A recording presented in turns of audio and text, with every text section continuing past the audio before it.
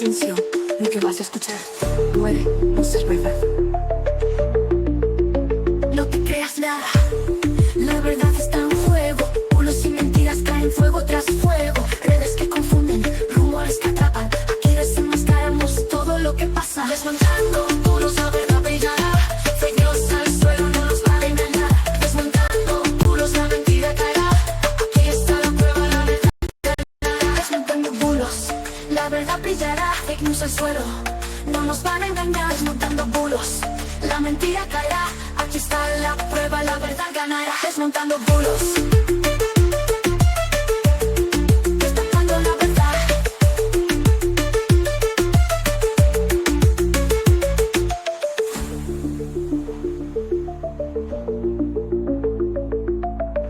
No te creas nada, la verdad está en juego. Bulos y mentiras caen fuego tras fuego. Redes que confunden, rumores que atrapan. Aquí desenmascaramos todo lo que pasa. Desmontando bulos, la verdad brillará. Fake news al suelo, no nos van a engañar. Desmontando bulos, la mentira caerá. Aquí está la prueba, la verdad ganará. Desmontando bulos, destapando la verdad. Desmontando bulos, destapando la verdad.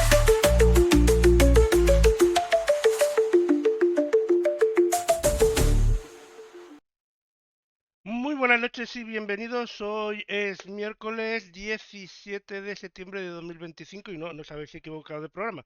Esto es Desmontando Bulos y como siempre me encuentro con Sara Martínez. Muy buenas tardes, noches, Sara. Muy buenas noches, Lorenzo. Aquí estamos un poquito atrasados, de verdad, disculpadme, pero no os lo vais a creer. A mí también me ha pasado alguna Ha vez. pasado algo, Que ha estás pasado ahí, algo tan tonto, ¿eh? sí, te pones a hacer Que- otra cosa y de repente se te va la hora.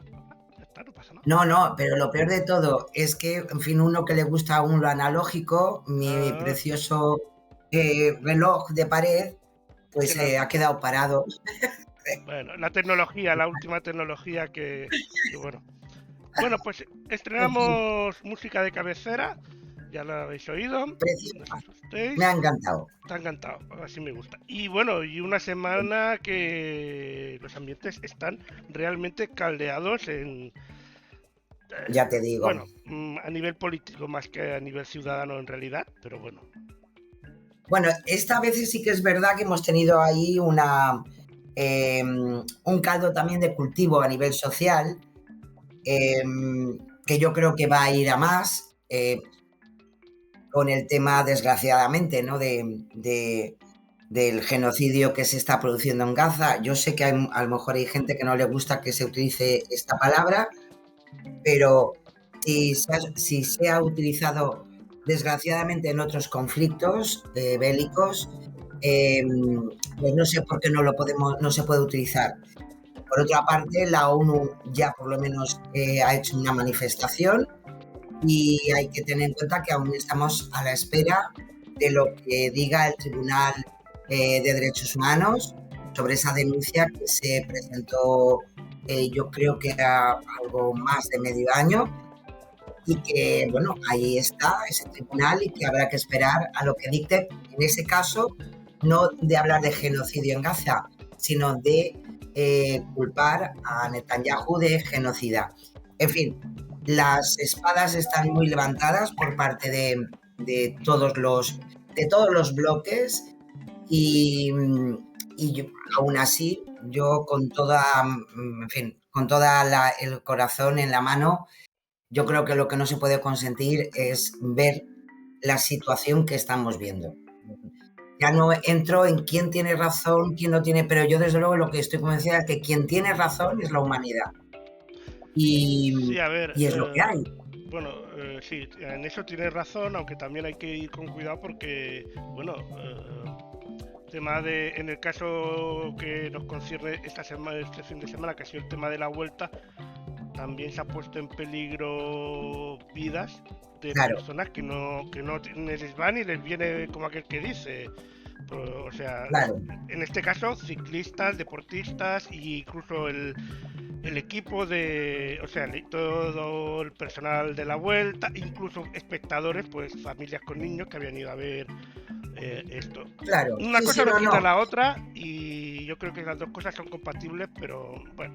Yo por eso he hablado de lo que yo considero sobre el conflicto Claro, y claro. que al final hay una respuesta, como la ha habido siempre, ¿eh?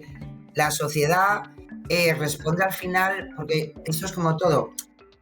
A pesar de que yo muchas veces considero que nos narcotizan mucho Hmm, con imágenes que se repiten y que parece que no, que no nos llevan a ningún sitio y que sigue siendo el conflicto, el problema sigue ahí, que los gobiernos no hacen nada, al final la sociedad, de mejor o peor manera, reacciona.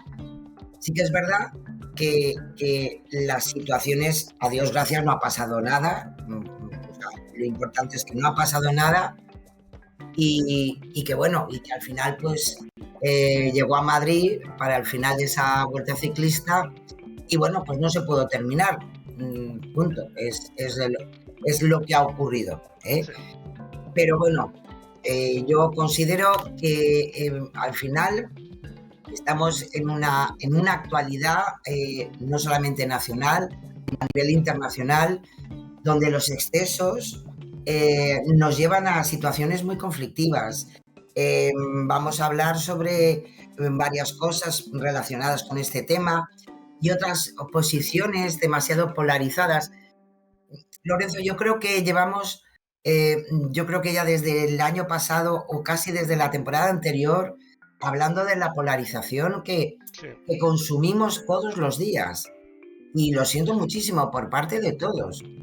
Eh, a veces yo, ya no solamente, ojo, ya no solamente los políticos, que yo ha llegado un momento en que prefiero no hablar de política con Claro, nadie.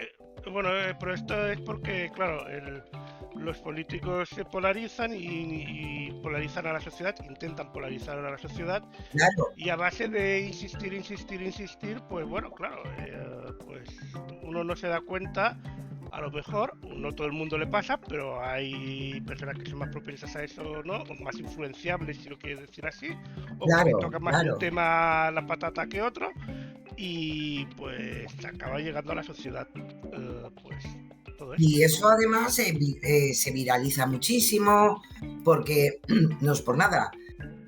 No te preocupes que una frase bien hecha no se va a viralizar, pero un taco, un insulto, chico, oye, se lleva, se lleva el aplauso de las redes sociales, de los clics, bueno, en fin, es genial. Y yo creo que algo tenemos que cambiar, no sé cómo hacerlo, sinceramente, pero no nos lleva a buenas cosas. Y si nos vamos a la historia y vemos nuestra propia historia y vemos la historia del último siglo, a veces a mí sinceramente me da la sensación que caemos en los mismos estereotipos de hace 100 años. Claro. Y no creo que no creo que fuera muy positivo, ¿eh? No creo. No. Pero bueno, y además del tema este, prácticamente, bueno, este tema se lo ha comido todo, la verdad. Esta semana, Ya, si miras redes sociales, está hasta pereza y todo, mirarlas. ya Porque te lo digo.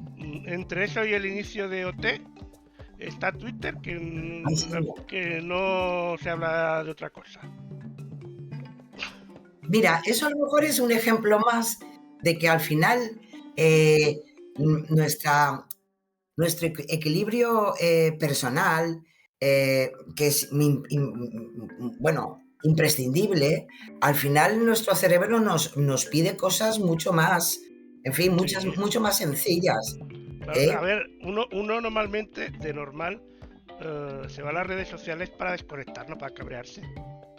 De normal, Ahora también he de decir una Pero ahí cosa. está, efectivamente. De lo del domingo, de lo de la vuelta ciclista. A mí me da mucha pena por los ciclistas y quienes hayan Sí, ganado o quedado en el podio en la vuelta ciclista, porque no se ha hablado de ellos.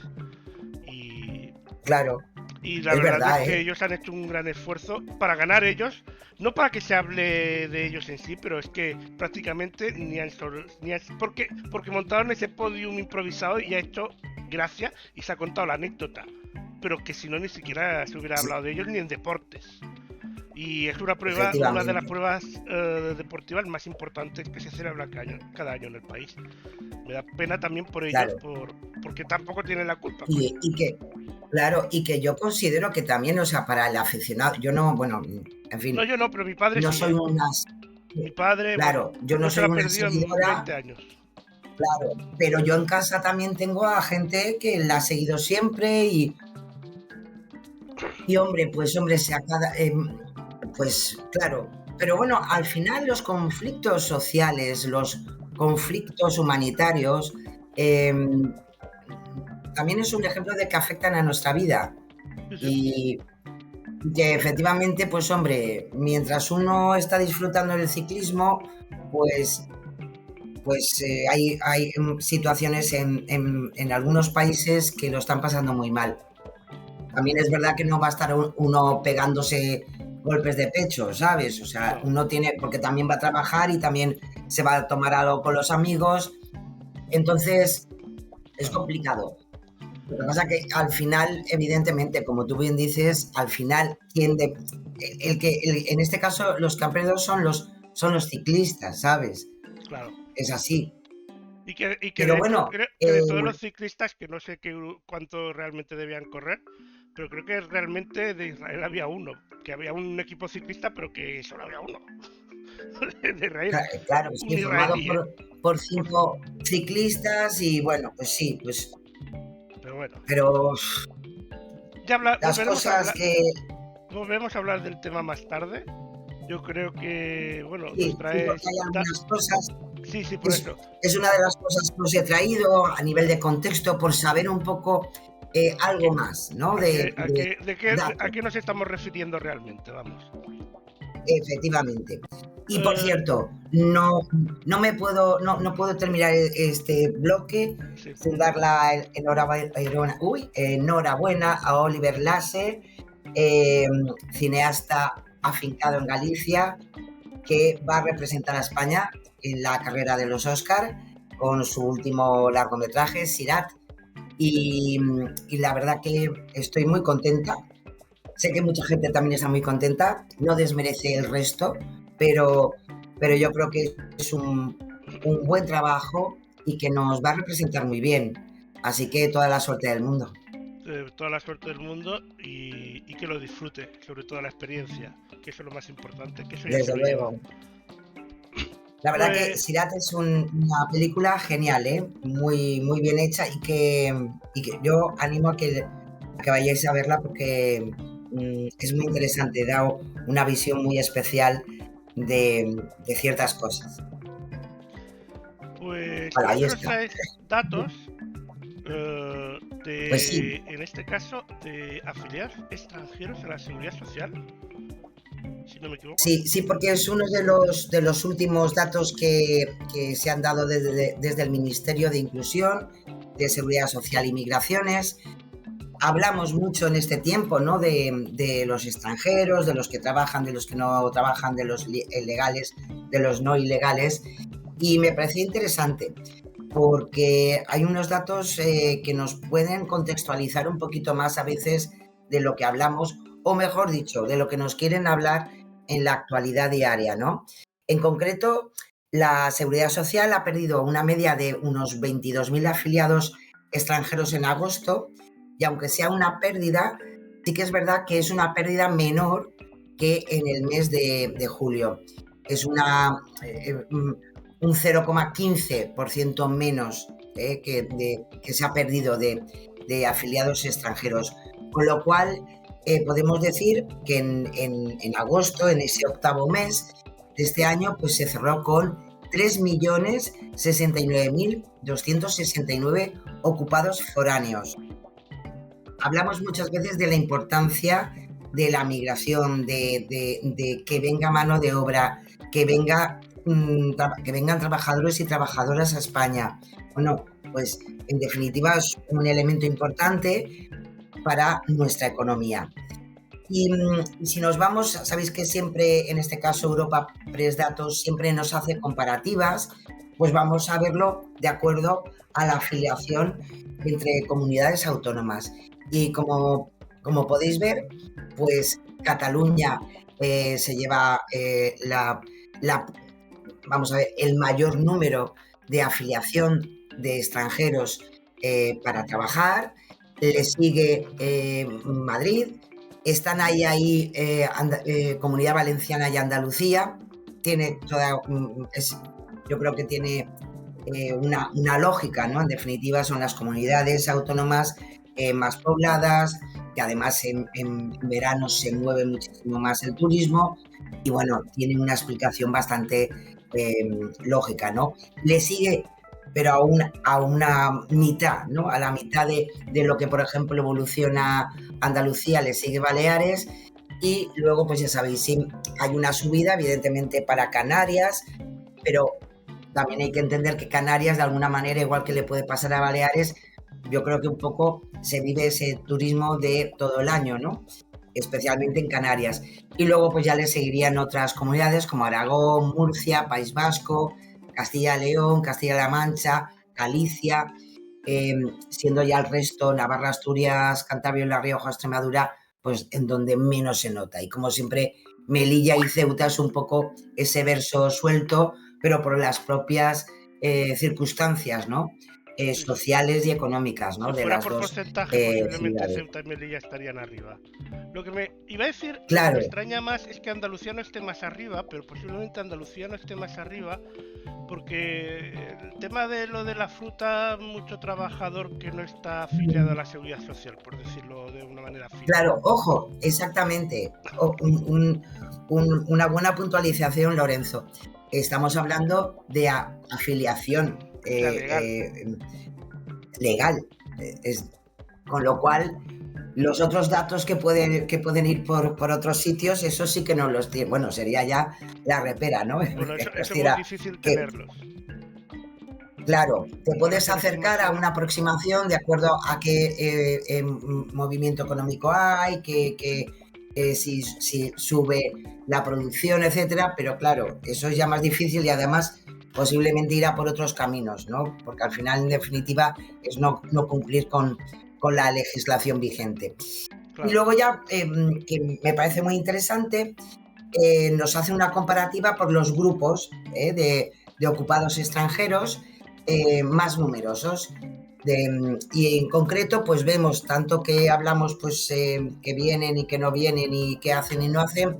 Bueno, pues a partir de este agosto, podemos decir, hasta hace nada, Rumanía, los rumanos eran los que llevaban la voz cantante, eran el grupo mayoritario.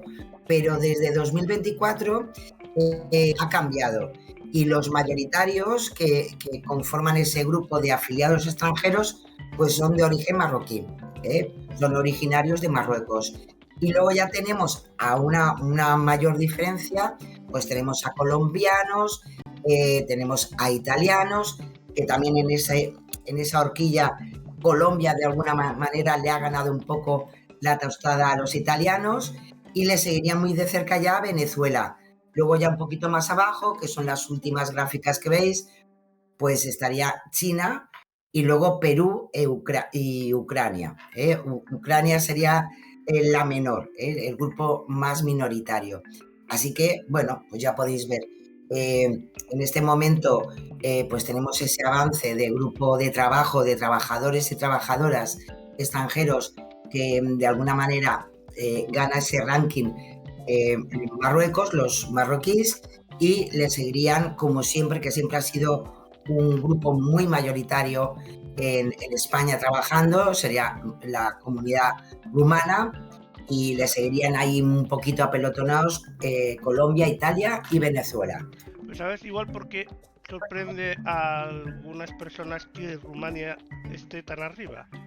Porque físicamente en general se parecen más a los españoles que a lo mejor pues los marroquíes o los chinos. Claro. O sea, hay mucha gente que tú la ves y a lo mejor no, si no te lo dicen no sabes que son rumanos. No deduces. En cambio, si ves a un marroquí, puede ser, es más fácil, bueno, un chino ya ni hablemos. Pero claro, en verdad yo creo que también son los movimientos migratorios, la evolución también de las economías de cada país, claro, de donde sí que pueden haber más opciones, porque hay empresas y empresarios que hacen muy bien las cosas, es decir, piden trabajadores, como pasaba en España en la época de la posguerra, cuando se iban a Alemania o se iban a Suiza, iban porque empresas de esos países pedían trabajadores, ¿no? Entonces, claro, otra cosa ya es cuando se desregulariza esa relación empresa-trabajo, que es a veces por los problemas que nos podemos encontrar en nuestro país y en el resto de Europa, evidentemente. También hay que decir que yo hice un proceso de selección ahora hace un año de personal y también dependerá del sector, pero no sé muy bien cómo sucedió que empecé a recibir muchos mensajes y currículum de gente de Marruecos pidiendo el trabajo. O sea, se debió, algún conocido algo pasó la solicitud de selección de personal y llegó a Marruecos y había mucha gente de Marruecos para que se contratase a distancia. O sea que... Claro que sí. Bueno, también es verdad que las relaciones, Lorenzo, hoy por hoy ya no se mueven mucho más rápido y todo llega antes y cada vez además llega más lejos, ¿no? Y bueno, y también hay que entender que hay una comunidad de estudiantes que vienen de Marruecos, que vienen a estudiar a España y que también se sabe mover muy bien. Yo he estado dando clases en centros de estudio y he tenido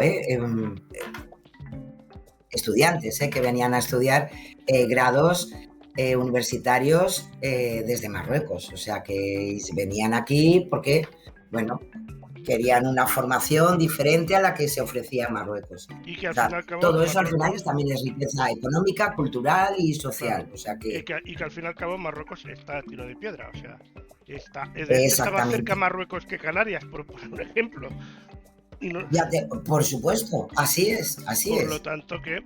Bueno, pues vamos al contexto, si te parece.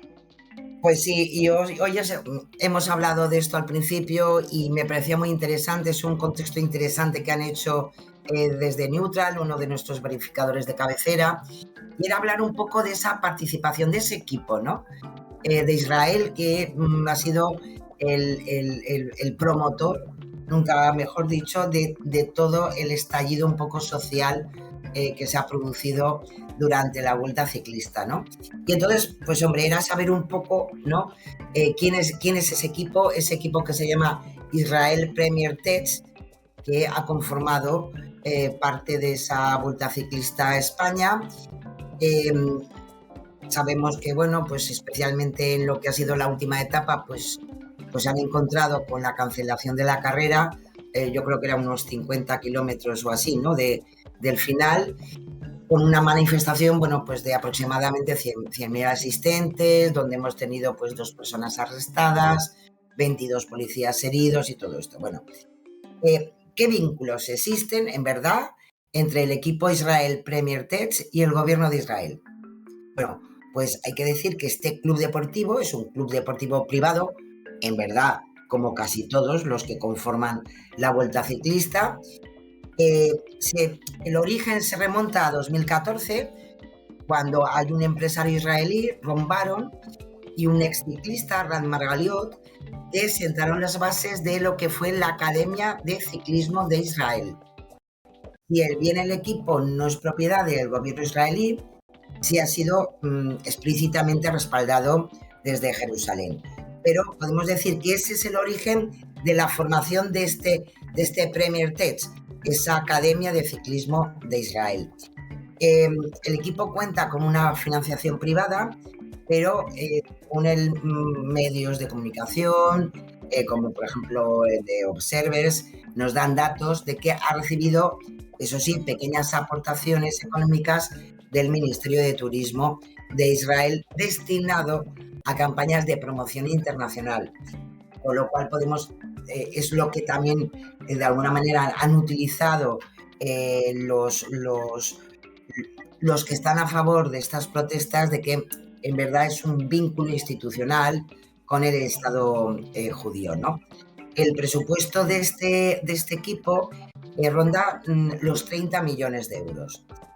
Y el propio primer ministro Netanyahu, pues ya sabemos también que felicitó públicamente al equipo de la Vuelta, destacando, claro, ahí estamos con esos entrecomillados, la resistencia frente a las protestas como un acto, ¿no?, de firmeza nacional. Al final, todos, si nos damos cuenta, al final todos utilizan el ciclismo ya no como una actividad deportiva, sino al final políticamente para cada uno darle lo que quiera. ¿Qué otros elementos podemos meter en este contexto? Por ejemplo, Amnistía Internacional. Pues ellos denunciaron ya desde el principio que estas declaraciones que además ha hecho Netanyahu antes, durante y después de la vuelta, pues de alguna manera también ha reforzado esa percepción de que la escuadra, ¿no?, ciclista israelí pues no solo compite en nombre propio, sino que funciona como instrumento de diplomacia blanda, que, ojo, tampoco es la primera vez que ocurre, no solamente con Israel, sino que es algo que ocurre, si no, nos podemos poner ejemplos con Rusia, los tenemos también todos los días, ¿no? Más datos, pues mira, en 2023 Israel Premier Tech participó en el Tour de Francia con una camiseta de edición especial para potenciar ese turismo, y el diseño estaba inspirado en el Sendero Nacional de Israel, que es lo más extremo, lo más extremista de la política de acoso del gobierno israelí. Con lo cual, de alguna manera, ya desde el 2003 pues estaba un poco ya señalando ya cuestiones más políticas que deportivas. ¿Y qué podemos decir del propietario, ¿no?, de Sylvan Adams? Bueno, pues que es un millonario canadiense vinculado hace muchísimos años con Netanyahu.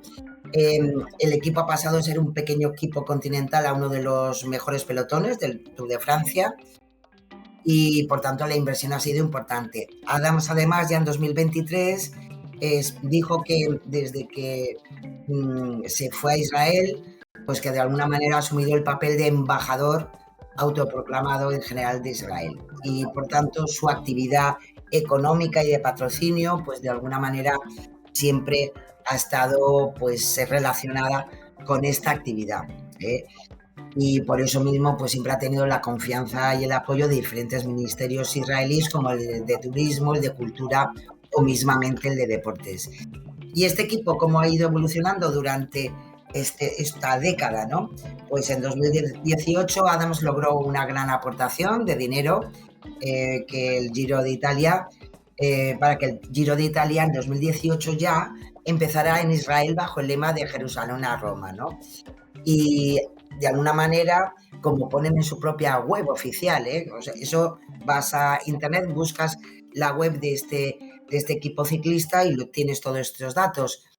Pues como bien ponen, pues la carrera ayudó a poner a Israel en el mapa de la escena ciclista internacional y de los objetivos de Israel, ¿no? A día de hoy podemos decir que también es un equipo que, como otros, que esto tampoco es nada, a mí no me parece nada normal que haya ido cambiando de nombre, ¿no? Cuando ya entró en lo que es la Unión Ciclista Profesional en el 2020, pues cambió su nombre de Israel Cycling Academy a Israel Startup Nation. 2 años más tarde, la empresa canadiense, con este señor a la cabeza, Premier Tech, que además no tiene nada que ver con el ciclismo ni el deporte, ofrece soluciones de depuración de aguas residuales y recolección de agua de lluvia. Bueno, pues se convirtió en ese patrocinador principal que conocemos, ¿no? Y el 12 de septiembre ya anunció de todas formas que cambiará el nombre por el de IPT para las próximas competiciones, porque este equipo va a estar en otras competiciones ciclistas que se van a desarrollar en Canadá, con el Gran Premio de Quebec o el Gran Premio de Montreal, con el fin de evitar incidentes similares a los que hemos tenido hoy en esta Vuelta de España. Así que, bueno, sabemos algo más de este equipo, de estos deportistas, del patrocinio que han tenido durante este tiempo, y bueno, los datos están ahí. Así que, hasta luego cada uno. a reflexionar lo que crea mejor. Pues nos vamos con la democracia y la seguridad. Pues sí, porque nos vamos, esta vez os traigo en el ámbito de la transparencia nuevamente algo muy interesante, como siempre de la mano de nuestros compañeros de Cibio, ¿no? Y es el último BOE, nos lo recuerdan, del mes de julio, antes de esas vacaciones de agosto para nuestros diputados y diputadas. Bueno, pues ese BOE del 31 de julio ha recogido unas cuantas reformas, aprobadas en el Congreso. A pesar de todo, en el Congreso se siguen aprobando reformas y propuestas de ley, etcétera, aunque nos parezca que no, que solamente hacen que discutir. Bueno, pues también hacen cosas, ¿no? Y en concreto fueron 2 reformas del reglamento del Congreso, que incluyen sanciones y pérdidas de credencial para representantes de medios de comunicación en casos de interrupciones, insultos o grabaciones sin permiso. Ya sabéis que durante el último invierno hemos tenido ahí algunas noticias que no debería ser. Cuando los periodistas son noticia, mala cosa. Y hubo protestas por parte de periodistas parlamentarios sobre la actitud de otros periodistas en la actividad, ¿no?, profesional en el Congreso. Bueno, pues una de las reformas establece un sistema de reglas para las personas acreditadas como periodistas y sanciones por incumplimiento de esas reglas. De esta manera, a partir de ahora, la mesa fijará en 3 meses los requisitos para poder acreditar como periodista en el Congreso y además establece el sistema de infracciones y sanciones. En el caso de faltas graves y muy graves, el castigo no es solo para el periodista o la periodista acreditada, sino también para el medio, que no podrá sustituirle por otra persona mientras dure la sanción. La reforma, además, también crea un consejo consultivo formado por representantes de los partidos políticos y los medios de comunicación, que emitirán un informe ante cada propuesta de sanción, aunque es la mesa la que finalmente tomará la decisión de esa posible sanción o ese problema que se haya podido dar ante, especialmente pues cuando hay insultos, descalificaciones, grabaciones ocultas. Ojo, que se estaba haciendo últimamente bastante en los pasillos del Congreso y del Senado. Y bueno, pues ahí está esa nueva, en definitiva es un elemento más a tener en cuenta para que especialmente la información siga siendo información y que también la polarización a veces de los medios de comunicación pues no estropee el trabajo de los y de las periodistas. Así que bueno, ahí está. Es verdad que ahí está ya aprobado. Hay algunas críticas. Algún colegio profesional de periodistas considera que a lo mejor tenía que haber una representación mucho más paritaria por parte de los colegios y no tanto de los medios de comunicación o las asociaciones de prensa, pero bueno, digo yo que lo irán limando. Veremos a ver. Ciberdelincuencia. Pues sí, nos vamos al ámbito de la seguridad. Hablamos, como no, si todas las semanas tenemos alguna. En esta ocasión nos lo trae Verifica Radio Televisión Española en el ámbito de la ciberdelincuencia, porque hay un correo electrónico que se ha movido bastante, cuyo remitente se presenta como la agencia tributaria, que solicita rellenar un formulario para reembolsar impuestos al contribuyente. También hay mensajes en formato de SMS con las mismas características, ¿no? Una notificación, reembolso de impuestos aprobados. Ya de entrada, la nomenclatura reembolso de impuestos aprobados queda feo. Pero bueno, ahí está. Sabéis que ya habían, desgraciadamente, ciberdelincuencia cuando empezaba la campaña de la declaración de la renta, y ahora viene la poscampaña, es decir, has pagado, pero no te preocupes que, hombre, que la agencia tributaria se ha equivocado y ahora te va a dar un dinerito, ¿no? Bueno, pues claro, como siempre, el mensaje te lleva un formulario que lo tienes que presentar con cierta rapidez, que si pasan 30 días hábiles y no has contestado, pues te quedas sin esa devolución. importes interesantes como que te van a devolver 1.245,67 euros. Bueno, una tontería para clicar en el botón, ¿no? Y rellenar un formulario. Bueno, pues ya podéis imaginar que como la propia agencia tributaria pues ha tenido que salir a aclarar esta situación, y evidentemente es un caso habitual, ya que conocemos muy bien de phishing. El propio organismo público pues vuelven a recordar que nunca solicita por correo electrónico, SMS, información confidencial, económica, personal, números de cuenta, nada.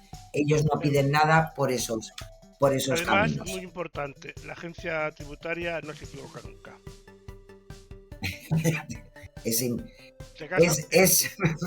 Pero ellos no se equivocan nunca.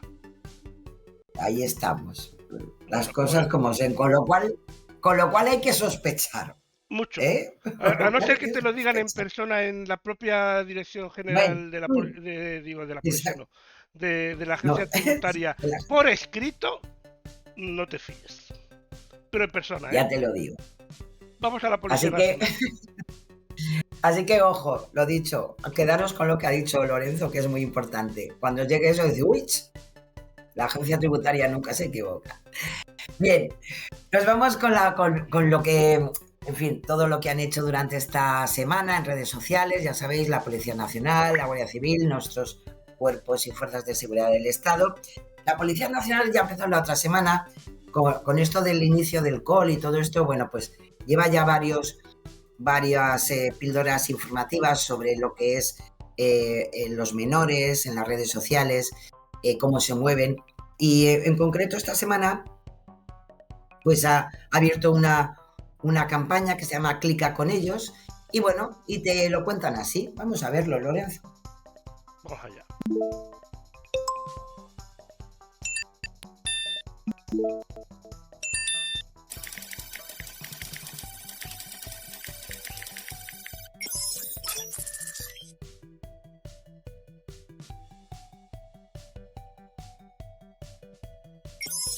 Conversaciones aparentemente inofensivas pueden generar graves peligros para tus hijos.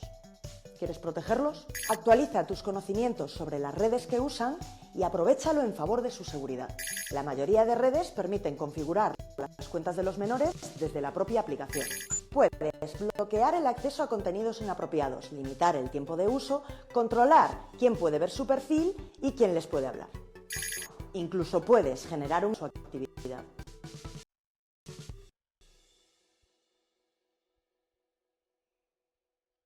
A mí que ahora yo estoy empezando a pillar cómo hablan los Z como para empezar a hablar con números. Siempre nos quedamos atrás, Lorenzo. Va muy rápido todo esto. Porque, a ver, estoy empezando a pillar lo de servir coño y todas esas cosas como para... Bueno, venga.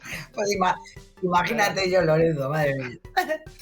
Bueno, y nos vamos con la Guardia Civil, que también, ya sabéis que dentro del ámbito del medio ambiente, la Guardia Civil pues tiene su trabajo dentro del SEPRONA, y en estos días, ya la semana pasada también empezaron, pues nos vuelven a recordar en sus campañas, en redes sociales, esa preocupación del medio ambiente y en este caso, pues eso, las pilas, las baterías, acumuladores, pues que sepamos que todo eso son productos peligrosos que necesitan un tratamiento especial y un reciclaje específico, ¿no?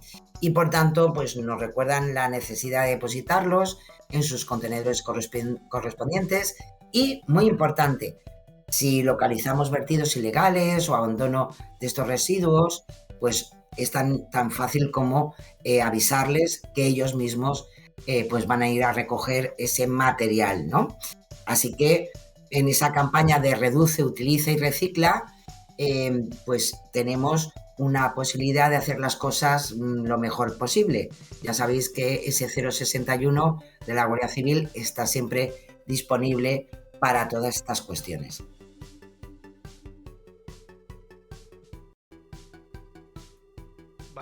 Nos vamos a la alfabetización mediática. Lorenzo, esta semana Ya os dije cuando presentamos el otro miércoles un poco esta temporada, vamos a tener algunas píldoras informativas, pero también he querido incluir en esta parte de alfabetización, pues la posibilidad de ir, daros información sobre ciertos libros, ciertos trabajos que nos ayuden a entender un poco esto de las fake news, de la desinformación, de la alfabetización.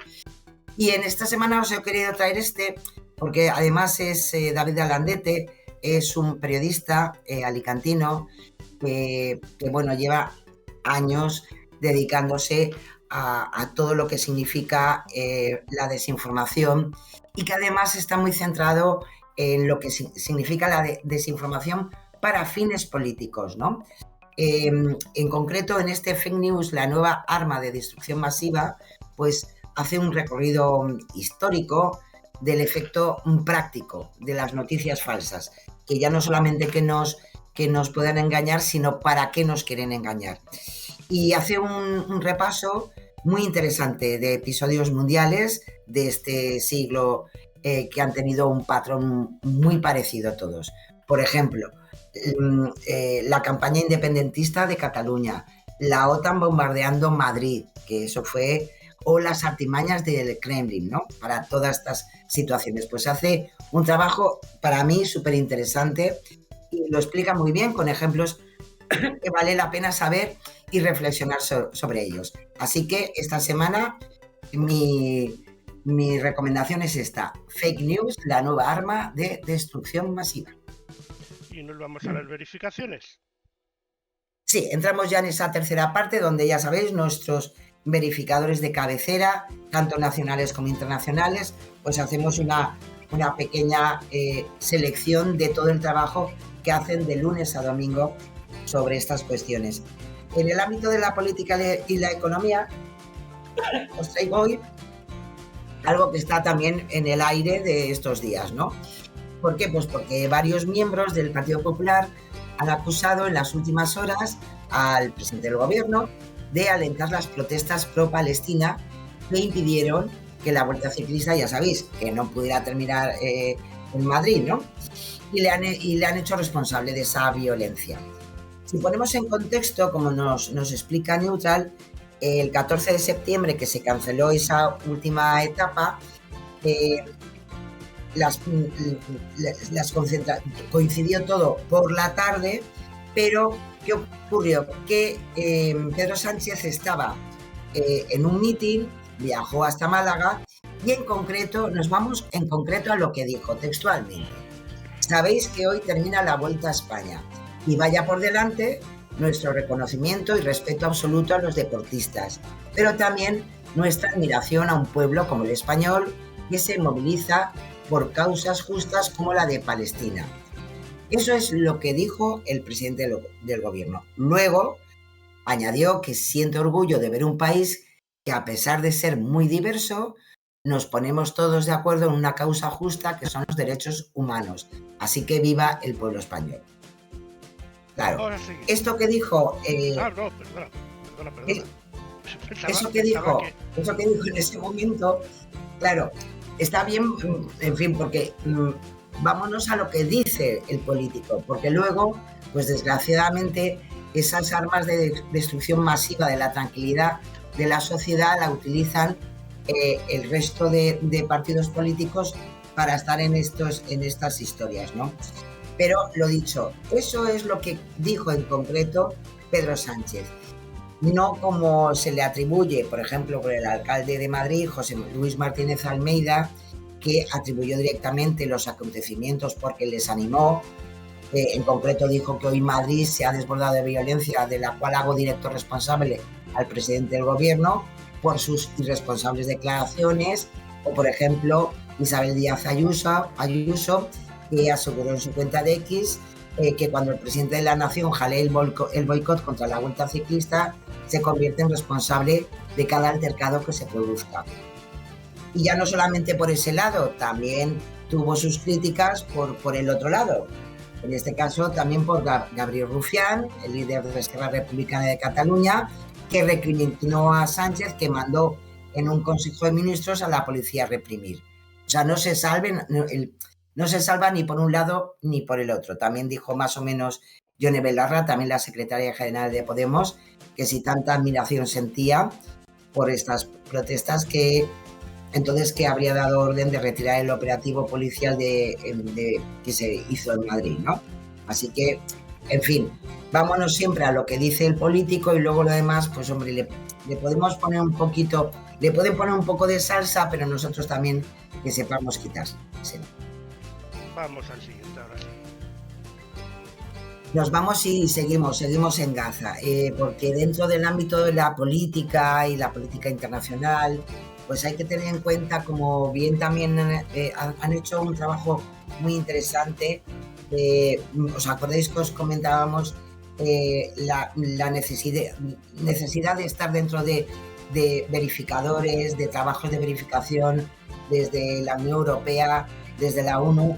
Y en concreto, en este caso, Neutral ha hecho un trabajo sobre la desinformación que se está produciendo en redes sociales sobre la hambruna, si es verdad o es mentira que desgraciadamente se pueda estar sufriendo en Gaza, ¿no? ¿Por qué? Pues porque nos hemos encontrado en redes sociales mensajes como en Gaza hay comida, hay restaurantes funcionando, la hambruna es mentira, todo es una escenificación. Bueno, pues son algunas solamente de las narrativas de desinformación que se están compartiendo en las últimas semanas en redes sociales sobre este gravísimo problema como es el hambre y la muerte por hambre de muchos niños gazatíes. Durante muchos meses los medios de comunicación han informado, ya lo sabéis, sobre esa desnutrición y la crisis humanitaria. En concreto, el pasado 22 de agosto, la ONU declaró oficialmente la existencia de hambruna. Y pese a ello, estas narrativas de desinformación han seguido proliferando en redes sociales. Los difusores, hay que decirlo todo, de estos contenidos han presentado vídeos faltos de contexto con supuestas evidencias de que no hay esa crisis, ¿no? Han circulado vídeos que decían mostrar mercados repletos de comida y restaurantes operando en Gaza. Hay que decir que todos esos vídeos que circulan y que se han hecho muy virales, pues son cuentas pro-israelíes, como el usuario de X, GazaGood1, que comparten este tipo de imágenes que normalmente están manipuladas con IA o están descontextualizadas.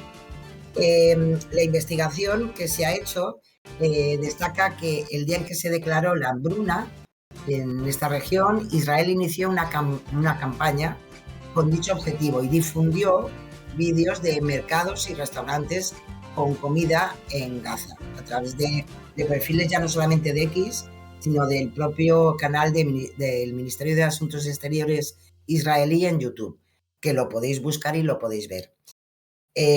Todo eso para, en definitiva, intentar crear la sensación de que la hambruna en Gaza es un engaño, y desgraciadamente los medios de comunicación, periodistas independientes que están en la zona, pues nos dan otros datos.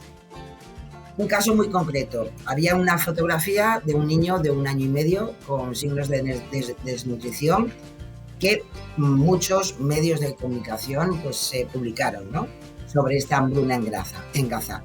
Posteriormente se reveló que el menor tenía problemas de salud preexistente, algo que ha utilizado pues la otra parte para asegurar que la crisis en Gaza era falsa y que la gente no moría de hambre, sino de otras enfermedades.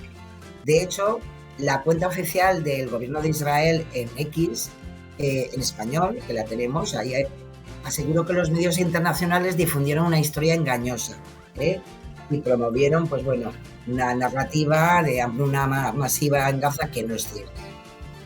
Es verdad que el New York Times informó que el niño que aparecía en la foto viral había sido diagnosticado con desnutrición severa y que su salud se deterioró rápidamente en los últimos meses a medida que le resultaba cada vez más difícil poder alimentarse, ¿no? Es decir, no es una causa-efecto. Acordaros cuando estábamos con toda la desinformación del COVID, pues de alguna manera Lorenzo se asemeja, ¿no?, a lo que ocurrió en la pandemia, que se decía, había esa narrativa de desinformación que afirmaba que la gente no moría por la COVID, sino porque tenía patologías previas. Bueno, pues esto es lo mismo, vale, muy bien. Podrá tener patologías previas, pero al final se ha muerto porque ha cogido el COVID. Pues este ejemplo es el mismo, vale, podrá estar enfermito, pero si no tiene para comer, igual a lo mejor se va a poner peor y se va a morir. Pues esto es lo mismo. Pues bueno, en estas narrativas estamos y vale la pena tenerlas en cuenta para que tampoco nos engañen, ¿no? Pues vamos al siguiente.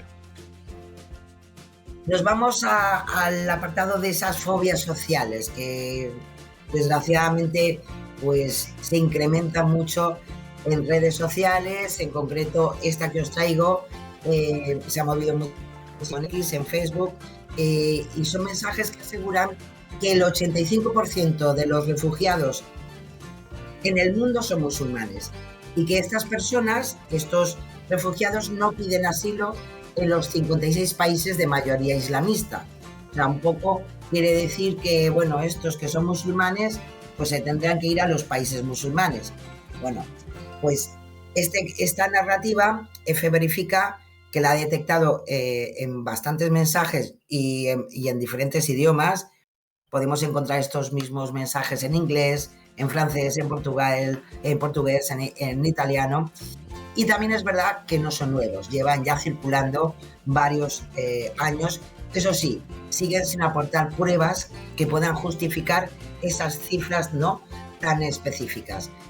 Por eso en este caso EFE verifica, pues se ha ido a los datos.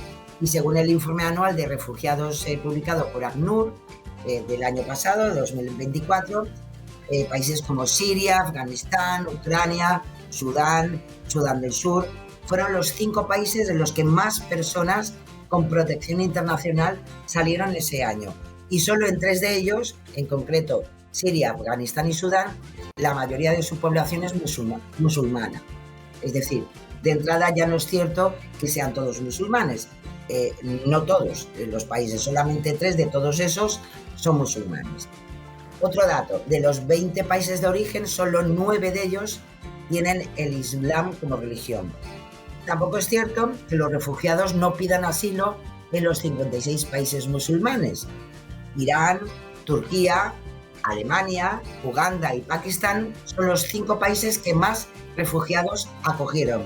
3 de estos que os he comentado, Irán, Turquía y Pakistán, son de mayoría musulmana y acogieron el 25,8% del total de refugiados de 2024. Y como algún dato más, según ese informe de ACNUR, el 67% de los refugiados buscaron asilo en los territorios más cercanos. También tiene su lógica, es lo más fácil, ¿no? En el caso, por ejemplo, de Siria, la mayoría de personas con protección internacional huyeron a Turquía, mientras que, por ejemplo, los refugiados afganos, la mayoría de ellos solicitaron asilo principalmente en Irán y Pakistán. Con lo cual, a pesar de lo dicho, a pesar que lleva años con estas narrativas, con que enseguida ponen un tanto por ciento para dar credibilidad a la narrativa que quieren hacer viral, pues no es cierto, no es verdad y no hay ningún dato real que pueda pues darnos eso que ellos quieren denunciar. Continuamos. Nos vamos con el ámbito de la inseguridad y los conflictos, porque en X y en TikTok, Dios mío, se ha movido un vídeo que muestra un poste levantado en mitad de un bosque y otros embalados aún sin instalar con una etiqueta que pone Movistar y tiene su código QR. A partir de esas imágenes se ha montado una historia muy extraña en estas 2 redes sociales, donde nos quieren decir que, bueno, que quién es y por qué están camuflando estas cosas, ¿no? En los bosques. Después de haber pasado la que hemos pasado con los incendios, pues bueno, la conspiración al poder.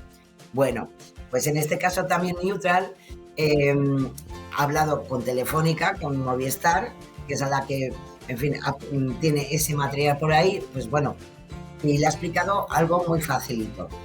Los postes que aparecen en el vídeo, porque son reales, no se lo han inventado, no es IA, es cierto, no son antenas de telefonía móvil camufladas, son postes de poliéster reforzados con fibra de vidrio que se utilizan como infraestructuras para el tendido aéreo de cables de comunicación. Están sustituyendo, acordaros de los postes de toda la vida de madera que hemos visto en cualquier sitio en España. Bueno, pues se están sustituyendo progresivamente, son más resistentes, requieren menos mantenimiento, tienen un plazo de renovación más largo. Bueno, y algo muy importante, no es lo mismo las antenas que los cables de comunicación, porque cumplen pues funciones distintas. Las antenas son dispositivos que emiten ondas electromagnéticas que viajan por el aire, como por ejemplo para la radio, para la televisión, para el móvil, pero los cables de comunicación no emiten nada, sino que guían señales eléctricas u ópticas entre dos puntos de manera directa, como por ejemplo la fibra óptica, la luz o la telefonía fija, que casi la tenemos olvidada, ¿no?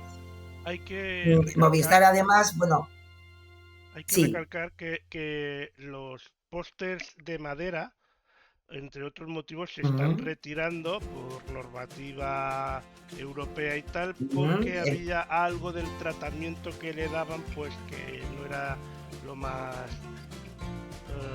saludable, lo más bueno para el medio ambiente o para las personas. No sé exactamente, pero había algo de un tratamiento que le daban que tal, por eso se están cambiando. Sí, porque si no, imaginaros esos troncos que en algunos sitios llevan, en fin, más de 100 años, pues no. Y entonces, claro, para que eso pueda mantenerse, pues hombre, a día de hoy ya hay otros materiales y otras cosas que son mucho más saludables, ¿no? Y bueno, y es verdad que el acabado de estos postes, que es un tono de madera, pues hombre, pues os podéis imaginar el objetivo, un poco mimetizar con el entorno, ¿no? Reducir el impacto visual, pero en ningún caso el objetivo es tratar de ocultar nada. Así que, lo dicho, aunque veáis cositas por ahí, bueno, pues son cosas que no nos van a traer nada malo, ni cositas ni conspiraciones extrañas. Nos vamos al siguiente, si te parece. Nos vamos, además, al cambio climático, porque os he traído un resumen. Acordaros que la semana pasada hablábamos de los incendios, de lo que desgraciadamente ha ocurrido este último verano, y ha hecho una píldora informativa F Verifica muy interesante, que os la traigo tal cual, de cómo lo que nos han contado, de lo que significa y lo que al final es en verdad. Y si te parece, vamos a verlo, son 3 minutillos de nada. En España no está prohibido limpiar los montes. Numerosos usuarios de redes sociales aseguran que desbrozar y limpiar el monte en España está prohibido por leyes ecologistas. De hecho, la ley de montes obliga a sus titulares a su mantenimiento para, entre otras razones, evitar los fuegos. Lo que hace esta ley y otras normas autonómicas es regularizar estas tareas. Primero, porque los montes tienen propietarios, sean público o privado. Y segundo, para asegurar que se hacen las labores correctas y necesarias. Algunos internautas denuncian, muchas veces sin pruebas, que el proceso para lograr una autorización es demasiado lento y que incluso puede tardar años. Las autorizaciones y licencias es algo que regula cada comunidad autónoma, y en varias regiones solo es necesario hacer una declaración jurada que además se puede descargar fácilmente desde internet. De hecho, es que en algunos casos ni siquiera hace falta una autorización. Cierto es también que algunos expertos dicen que en ciertas comunidades autónomas el proceso es más lento y complejo, y piden que se simplifique. ¿Y qué pasa con los espacios protegidos? Bueno, F Verifica ha consultado con expertos que explican que solo en una mínima parte de estos espacios existe una protección más intensa, como en parques y reservas naturales. Estos especialistas apuntan al paulatino abandono del medio rural y a la falta de gestión como principales razones de los graves incendios que este verano han afectado a España. Pues ahí estaba esta información que es muy interesante, y la verdad pues es eso, que en realidad parece ser que se ha complicado un poco las el cosas. proceso. Parece que se ha complicado un poco Ya el te proceso. Ya te digo. Bueno, pues mira, nos vamos con 2 cosas muy rápidas de manipulación mediática. Una que le afecta a Isabel Díaz Ayuso, a la presidenta de la Comunidad de Madrid. Sabéis que, bueno, pues hemos estado hablando casi todo el programa en diferentes puntos sobre ese final de la Vuelta Ciclista a España. Bueno, pues se hizo viral unas imágenes que es un vídeo bastante pequeñito, donde se ve a Ayuso y al director de la Vuelta, a Javier Guillem, en un coche, ondeando banderas de Israel. Bueno, pues que sepáis que es un bulo porque está alterado. Sí que existe el vídeo, sí que iban en el coche, sí que lo podemos ver porque el vídeo en concreto, el fragmento que se viralizó en redes sociales sin las banderitas, lo podemos ver en la página web de Radio Televisión Española a partir del minuto 23:30.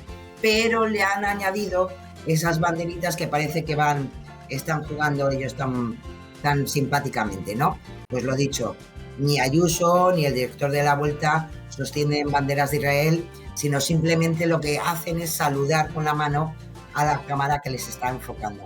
Así que una mentirita y ya más, ¿eh? Y luego hay otro que también se ha movido mucho por X y por TikTok, que es una imagen llena de personas y banderas en Reino Unido, junto a mensajes que aseguran que se trata de una manifestación histórica contra la inmigración. Aunque sí que es verdad que este fin de semana pasado se registró una protesta de este tipo, la foto que se ha hecho viral y que se ha movido por todas las redes sociales y desgraciadamente hasta algún medio de comunicación la ha copiado, pues hay que decir que está hecha con inteligencia artificial. Si podemos ver detenidamente esta imagen, se aprecian detalles que nos lo confirman, ¿no? Algunas banderas del Reino Unido que aparecen, las podemos encontrar con errores de diseño, aparecen deformadas o flotan en el aire como si nada. Y además hay un elemento importantísimo. El arco que se distingue al fondo no se encuentra en Londres. Este arco es el Arco del Triunfo de París. Por eso, o París o Londres, los dos sitios. En la capital británica, como muchos sabéis, se encuentra el Arco del Almirantazgo, cercano y que sí que es verdad que pudo estar cerca de la zona donde se fue desarrollando la manifestación. Pero en concreto, en esta imagen, lo que posaron allí es el Arco del Triunfo de París. Así que es una mequetrefada de arriba abajo. ¿Qué le vamos a hacer? Bueno, pues continuamos con otro más. Nos vamos con el bulo de la semana. Nos vamos con, desgraciadamente, sabéis que no lo hemos hablado al principio, pero bueno, pues ya sabéis que se asesinó a Charlie Kirk, un influencer conservador en Estados Unidos. Estaba dando una conferencia en una universidad, en concreto en Utah. Y claro, esto os podéis imaginar que ha sido el bulo de la semana porque se ha movido muchísima desinformación en las redes sociales sobre este trágico suceso. Podemos decir, Kirk no recibió un disparo del hombre que estaba junto a él. Es un mensaje que se difundió primeramente en X, diciendo que bueno, ya estaba resuelto el caso, el hombre que estaba a su lado. Se compartió más de 2.900 veces en un mismo día y te lo explica en un vídeo de 18 segundos que tiene el arma, la recupera una vez que dispara y jaja. Bueno, pues no recibió el disparo del hombre. El ataque lo perpetró un francotirador desde uno de los tejados del campus. También no es el sospechoso del asesinato de Charlie Kirk, escapando otras imágenes que se han movido, donde dicen en inglés, en este caso es uno que se ha movido, aunque en X también, más de 4.000 veces durante el mismo día. Es una grabación de 25 segundos, muestra una persona corriendo con el... Y que es, bueno, de alguna manera que es, pues no.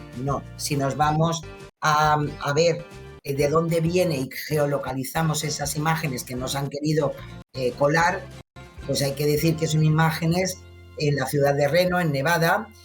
Haciendo una búsqueda inversa vemos que efectivamente las podemos ver de una cadena de noticias locales en Reno y evidentemente no tienen nada que ver con el asesinato de este influencer. Otro más que se ha movido, difunden un fragmento de 22 segundos del podcast del propio Charlie Kirk, en el que acusaba a los donantes judíos de financiar, entre otros, instituciones neopolíticas radicales liberales y señalaba dichas organizaciones como una bestia creada por judíos seculares. Para tener un poco de contexto, cuando hablan en Estados Unidos de judíos seculares son los Ilonim, que son los menos, vamos a ver, los menos religiosos dentro de lo que es el judaísmo, ¿vale? Los usuarios han utilizado esas declaraciones un poco para vincular, ¿no? Como represalia por parte de la comunidad judía del asesinato de Charlie Kirk. Bueno, pues hay que decir que ese fragmento corresponde a una misión que tuvo en 2023, hace bastante tiempo, con lo cual no puede haber una relación directa con el asesinato de Charlie Kirk, ¿eh? En concreto, todavía podéis ver esa intervención porque con una búsqueda inversa la podemos encontrar el 26 de octubre de 2023 en el America Fest de aquel año. Poco que ver con lo que desgraciadamente le ha pasado ahora. Y por último, dos cosas. También se ha mostrado la foto y se ha hecho viral del asesino de Kirk sobre un tejado. Lo veíamos ahora, ¿no? Bueno, pues hay que decir que esas imágenes fueron ya difundidas en febrero de 2019, y es una web estadounidense de noticias satíricas.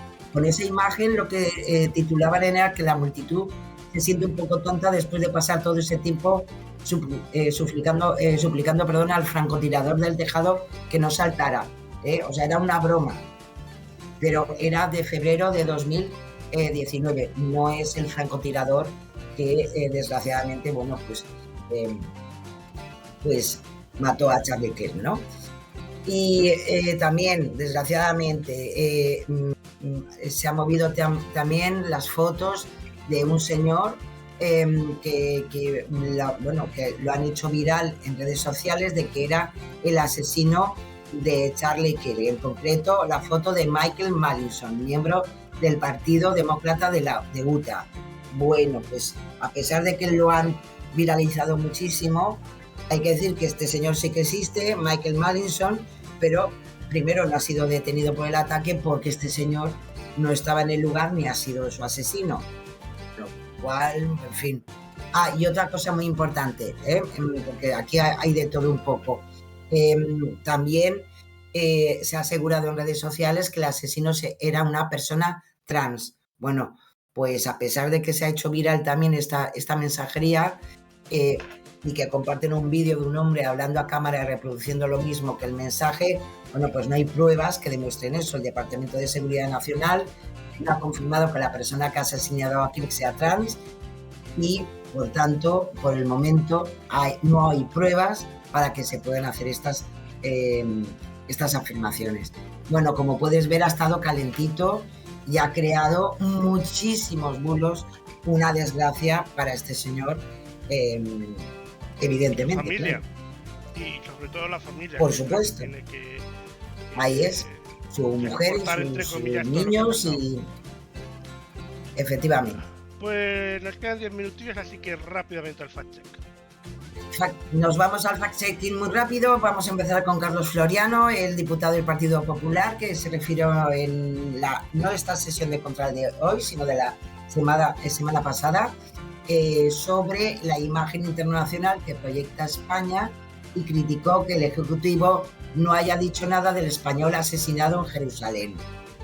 Bueno, pues a pesar de lo que dijo en el minuto 40 de su intervención de Carlos Floriano, hay que decir que la agencia EFE, por ejemplo, informó el 8 de septiembre de un joven de 25 años con nacionalidad española que había sido asesinado en Jerusalén junto con otras 5 personas. En concreto, 2 palestinos dispararon a civiles en una parada de autobús en Jerusalén. Y hay que decir que a continuación podemos encontrar el comunicado de Exteriores, el ministro de Álvarez, que condenó tajantemente el asesinato del joven español en Jerusalén que vivía allí, a través de ese comunicado. Y además en una publicación en la misma mañana en X, el 8 de septiembre, sobre lo ocurrido. Además, el comunicado califica como un atentado terrorista y traslada su solidaridad y su pésame a las familias de las víctimas. Por su parte, Pedro Sánchez, el presidente del gobierno, también lo podemos encontrar en su perfil de X, donde podemos leer mi más enérgica condena al atentado ocurrido esta mañana en Jerusalén. Quiero trasladar mis condolencias al pueblo israelí, entre las que se encuentra el ciudadano español Jacob Pinto. También lo dijo. También el propio presidente tuvo una inauguración en un acto de la Agencia Española de Cooperación Internacional y también reiteró la enérgica condena del gobierno al asesinato en Jerusalén. Neutral en este caso, ya sabéis que siempre llama al equipo de prensa de los partidos políticos para consultar a qué se refería Floriano con esa afirmación, pero por el momento pues no han tenido respuesta. Una vez más, Santo Tomás, pues bueno, pues de acuerdo a lo que dijo el señor Carlos Floriano, pues no es verdad que no hayan dicho nada del español asesinado en Jerusalén por parte del gobierno de España. Pues falso. Nos vamos con Pepa Millán, nos da tiempo, ¿verdad? Sí. Portavoz de Vox en el Congreso, que criticó la evolución en los últimos meses de la postura del Partido Popular ante la inmigración. Además de esta crítica, que es muy loable, cada uno puede criticar lo que quiera, sí que dijo algo muy interesante. Ahora dicen que hay que ser duros con la inmigración ilegal, con los inmigrantes ilegales que delinquen. Bueno, dijo, es que emigrar ilegalmente ya es un delito. Bueno, pues hay que decir que entrar en España de forma irregular, sin pasar por un puesto fronterizo habilitado, sin visado o sin cumplir los requisitos legales, no es un delito penal, es una infracción administrativa, ¿vale? No es como, no es un delito, como dice la portavoz de Vox en el Congreso. Neutral en este caso se ha puesto en contacto con personas, con investigadores sociales, con abogados, y te lo dice muy claramente. La irregularidad, no es un delito, sino una situación administrativa y conlleva una sanción, eso sí, pero lo dicho, no es un delito, es una falta, ¿no? Una infracción administrativa. Expertos sobre el tema indican que se han ido modificando precisamente los términos a la hora de referirse a la inmigración ilegal. Antes se hablaba de ilegales, para evitar precisamente la criminalización de la persona extranjera sin papeles por el simple hecho de serlo. O sea, no tener papeles no significa que seas un criminal. Eres un indocumentado, y como cualquiera que sabéis que tenemos la obligación de llevar el DNI o nuestro pasaporte, pues a esta gente le pasa lo mismo. En concreto, si nos vamos al artículo 25 de la Constitución, las infracciones administrativas, de forma directa o indirecta, nunca pueden implicar privación de libertad, y está en nuestra Constitución. Así que es falso lo que ha dicho Pepa Millán.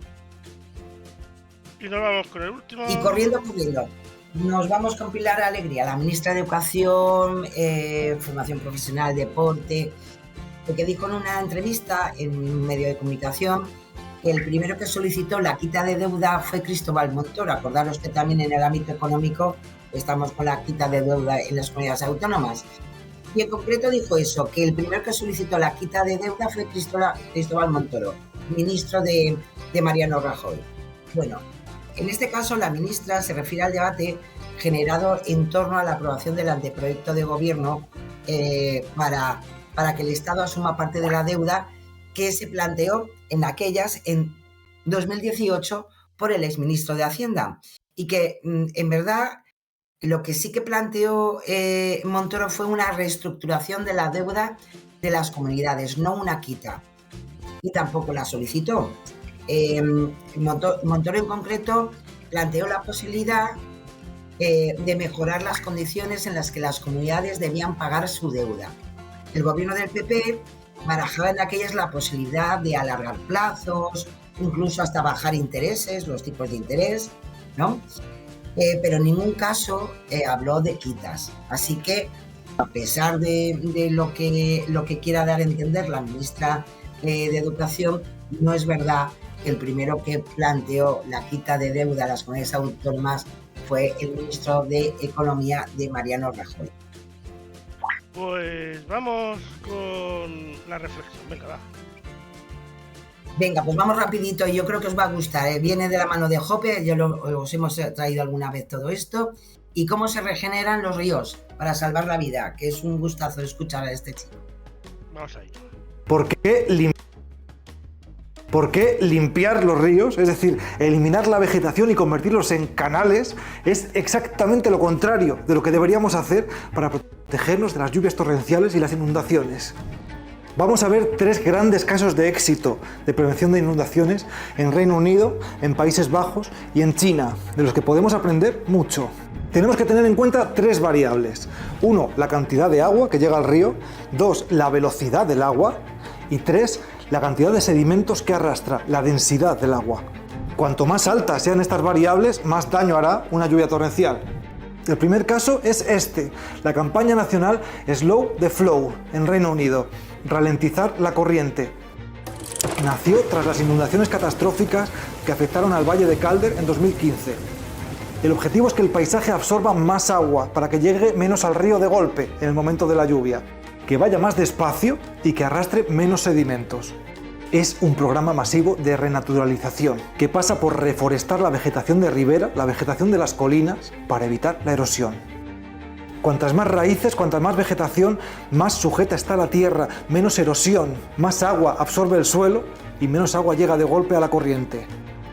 Además, utilizan barreras permeables con troncos que imitan a las presas de los castores en los regueros y en las colinas para reducir la velocidad del agua. Y está resultando un éxito rotundo. Está logrando reducir la velocidad, el caudal, la cantidad de agua y la erosión ante las lluvias torrenciales. 2. El programa Espacio para el Río, adoptado por Países Bajos tras las inundaciones catastróficas de 1995.